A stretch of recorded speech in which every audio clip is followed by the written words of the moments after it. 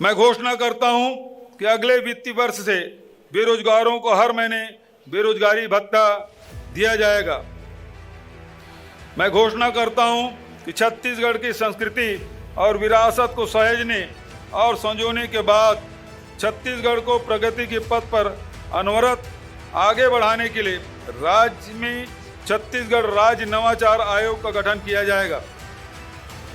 उद्योग विभाग द्वारा विकसित औद्योगिक क्षेत्रों में स्थित इकाइयों को संपत्ति कर के भार से मुक्त किया जाएगा। इस प्रदेश को देश का सबसे समृद्ध और खुशहाल राज्य बनाने में हम सफल होंगे। स्वतंत्रता जिंदाबाद, लोकतंत्र जिंदाबाद, संविधान जिंदाबाद।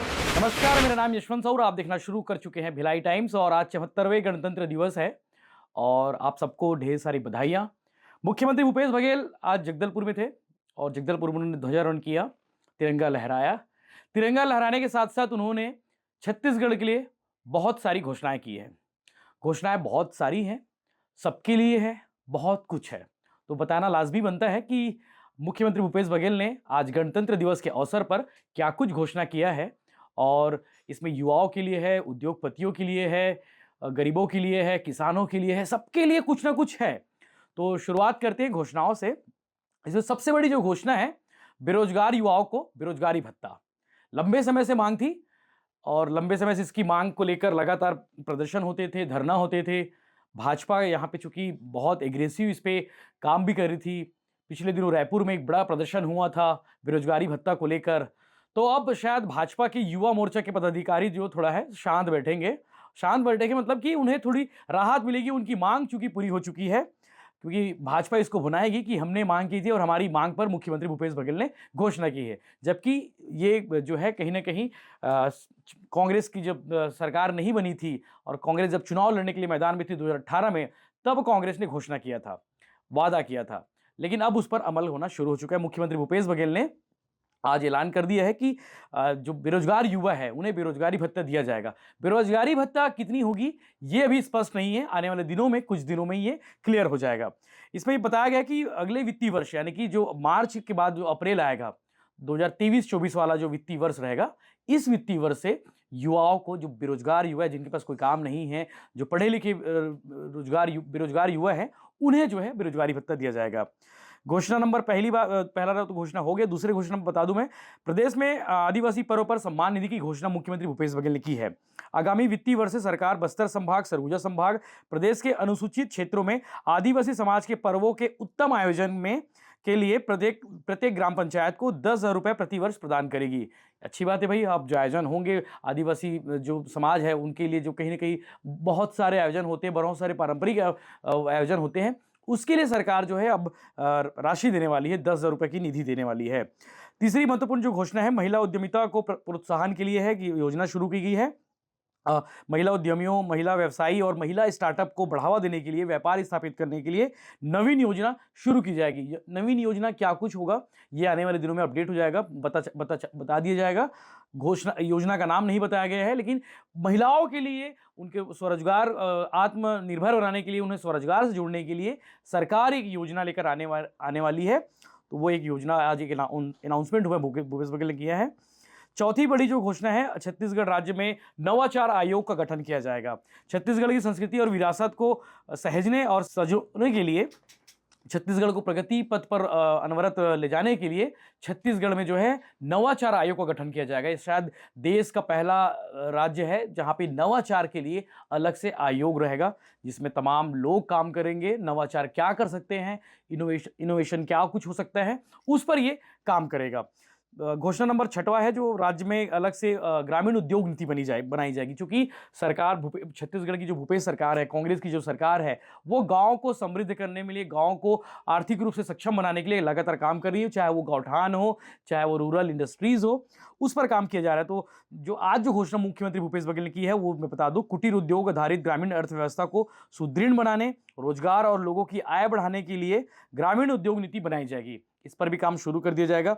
घोषणा नंबर 7 उद्योगपतियों के लिए है। औद्योगिक इकाइयों में की संपत्ति जो है लगातार मांग की जा रही थी। यहाँ पे एमएसएमई उद्योग के जो प्रेसिडेंट है के झा, वो इस पर मांग कर रहे थे कि भाई जो उद्योग हैं उन्हें कर से मुक्त किया जाए। पिछले कुछ दिनों से लगातार टैक्सेशन इनका बढ़ चुका था, टैक्सेशन बढ़ा जा रहा था। कोरोना काल में इनको काफ़ी तकलीफ हुई, तो उन्हें राहत देने के लिए कहीं न कहीं भूपेश बघेल की जो सरकार है, भूपेश बघेल मुख्यमंत्री है, उन्होंने अनाउंसमेंट किया है कि उद्योग विभाग द्वारा विकसित औद्योगिक क्षेत्रों में, जो औद्योगिक क्षेत्र हमारे यहाँ इंडस्ट्रियल एरिया है, बोरई है, ये रसमड़ा इलाका है और भिलाई में हाउसिंग बोर्ड इलाका है, हेवी एंड लाइट इंडस्ट्री है, वहाँ संपत्ति कर के भार से मुक्त किया जाएगा।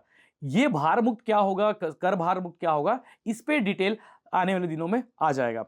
घोषणा नंबर 8 जो महत्वपूर्ण है, जीवनदायिनी जो खारून नदी है हमारे रायपुर और कुम्हारी के बीच में जो खारून नदी है, जो जीवनदायिनी है, रायपुर वालों की प्यास बुझाती है और कुम्हारी के लोगों को भी प्यास बुझाती है, वहाँ पर रिवर फ्रंट होगा। जैसे आपने साबरमती रिवर फ्रंट देखा होगा, बहुत प्यारा लगता है। साबरमती नदी के किनारे में एक व्यू है, बहुत प्यारा सौंदर्यीकरण किया गया है। उसी तर्ज पर खारून को भी डेवलप किया जाएगा ताकि वहाँ पे टूरिस्ट लोग भी पहुँचें। घोषणा नंबर 9 विद्युत शिकायत के निराकरण के लिए एक आधुनिक ऑनलाइन निराकरण प्रणाली तैयार की जा रही है। लगातार लोगों की कंप्लेन होती कि बिजली संबंधी शिकायतों को सुना नहीं जाता, उसकी शिकायतों का निराकरण नहीं होता। तो ऐसे लोगों के लिए, ऐसे चीज़ों के लिए, ऐसे मामलों के लिए ऑनलाइन एक शिकायत पोर्टल स्थापित की जाएगी ताकि लोगों को राहत मिले। घोषणा नंबर 10 जो है श्रमिकों के लिए है। निर्माण श्रमिकों के लिए जो है मुख्यमंत्री श्रमिक आवास सहायता योजना शुरू की जाएगी। छत्तीसगढ़ भवन और सन निर्माण कर्मकार कल्याण मंडल में लगातार 3 साल से पंजीकृत जो निर्माणी श्रमिक है, उन्हें स्वयं के मकान बनाने के लिए 50,000 रुपये अनुदान मिलेगा। भैया अगर आप 3 साल से लगातार पंजीकृत कराए हैं, आपके पास नहीं, लगातार 3 साल से मजदूर कार्ड है, तो आपको मकान बनाने के लिए 50,000 रुपये मिलेगा। घोषणा नंबर 11 भी महत्वपूर्ण है। जो राष्ट्रीय रामायण मानस महोत्सव का आयोजन लगातार भूपेश बघेल की सरकार कर रही है, उसके लिए जो है छत्तीसगढ़ की आम जनता की अगाध आस्था भाचा राम और माता कौशल्या में है। प्रत्येक वर्ष हम राष्ट्रीय रामायण मानस मंडली के आयोजित होंगे, वहाँ पे महोत्सव आयोजन किया जाएगा वहाँ पे। घोषणा नंबर 12 जो आखिरी है, चंदखुरी में प्रति वर्ष जो है माँ कौशल्या के नाम पे जो महोत्सव होगा और यहाँ पे जो है लगातार आपको पता है कि वहाँ पे सबसे राम भगवान की जो है प्रतिमा स्थापित की गई है। कौशल्या माता मंदिर को डेवलप किया जा रहा है। राम वन पथ गमन के माध्यम से भी छत्तीसगढ़ की सरकार जहाँ जहाँ भगवान राम गुजरे हैं, जहाँ जहाँ भगवान राम विचरण किए हैं, उन जगहों को डेवलप सरकार कर रही है। तो मुख्यमंत्री भूपेश बघेल ने लगभग 12 जो बिंदु थे, 12 जो घोषणा थे, वो आज जगदलपुर में ध्वजारोहण के दौरान किया है। गणतंत्र दिवस पे कहीं ना कहीं छत्तीसगढ़ के लोगों को मुख्यमंत्री भूपेश बघेल ने एक राहत दी है। घोषणा करके उनके लोगों के लिए जनहितकारी योजनाओं को लॉन्च करने की तैयारी की गई है। चूंकि आने वाले दिनों में बजट भी पेश होने वाला है, तो बजट में ये सब चीज़ें इंक्लूड होंगी और बजट में भी बहुत सारी घोषणाएं होंगी। और क्या क्या हो सकते हैं बजट के लिए, वो आप हमें सजेशन करें। और ये साल चुनावी है, तो बहुत कुछ आपको वादे मिलेंगे, बहुत कुछ घोषणाएं मिलेंगे। तो आप बने रहिए भिलाई टाइम्स के साथ में, हम आपको लगातार इस तरह की खबरें, अपडेट्स देते रहेंगे। धन्यवाद। मैं कुछ घोषणाएं करना चाहता हूं। मुख्यमंत्री आदिवासी पर्व सम्मान निधि छत्तीसगढ़ के आदिवासी समाज की संस्कृति एवं पर्वों के संरक्षण के लिए राज्य सरकार कटिबद्ध रही है। मैं इस क्रम में घोषणा करता हूं कि आगामी वित्त वर्ष से सरकार बस्तर संभाग, सरगुजा संभाग एवं प्रदेश के अनुसूचित क्षेत्रों में आदिवासी समाज के पर्वों के उत्तम आयोजन के लिए प्रत्येक ग्राम पंचायत को 10,000 रुपये प्रति वर्ष प्रदान करेगी। मैं घोषणा करता हूं कि अगले वित्तीय वर्ष से बेरोजगारों को हर महीने बेरोजगारी भत्ता दिया जाएगा। महिला समूह, महिला उद्यमों, महिला व्यवसायियों, महिला स्टार्टअप को व्यापार उद्योग स्थापित करने हेतु नवीन योजना आरंभ की जाएगी। मैं घोषणा करता हूं कि छत्तीसगढ़ की संस्कृति और विरासत को सहेजने और संजोने के बाद छत्तीसगढ़ को प्रगति के पथ पर अनवरत आगे बढ़ाने के लिए राज्य में छत्तीसगढ़ राज्य नवाचार आयोग का गठन किया जाएगा।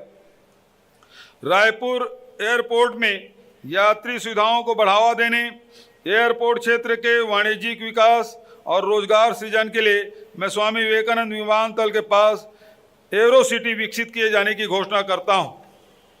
मैं घोषणा करता हूं कि छत्तीसगढ़ में कुटीर उद्योग आधारित ग्रामीण अर्थव्यवस्था को सुदृढ़ बनाने रोजगार और लोगों के आय बढ़ाने के लिए ग्रामीण उद्योग नीति बनाई जाएगी।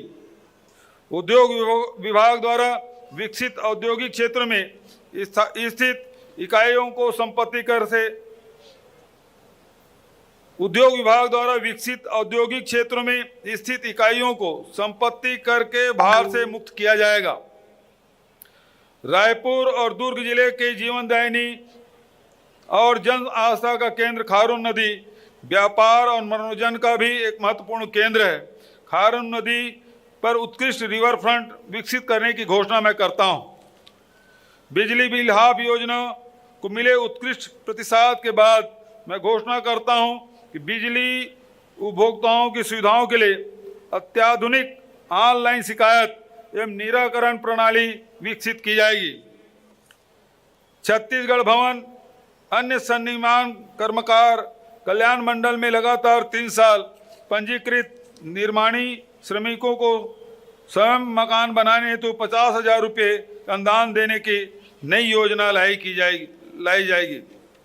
छत्तीसगढ़ की जनता की अगाध आस्था भाचाराम माता कौशल्या में है। मैं घोषणा करता हूं कि प्रत्येक वर्ष हम राष्ट्रीय रामायण मानस मंडल महोत्सव का आयोजन करवाएंगे। छत्तीसगढ़ माता कौशल्या की धरती है, अतः मैं प्रतिवर्ष चंदखुरी में कौशल्या महोत्सव आयोजन करने की घोषणा करता हूं। आदरणीय साथियों, हम सब मिलकर इस प्रदेश को देश का सबसे समृद्ध और खुशहाल राज्य बनाने में हम सफल होंगे। स्वतंत्रता जिंदाबाद, लोकतंत्र जिंदाबाद, संविधान जिंदाबाद, छत्तीसगढ़ मातारी की जय हिंद।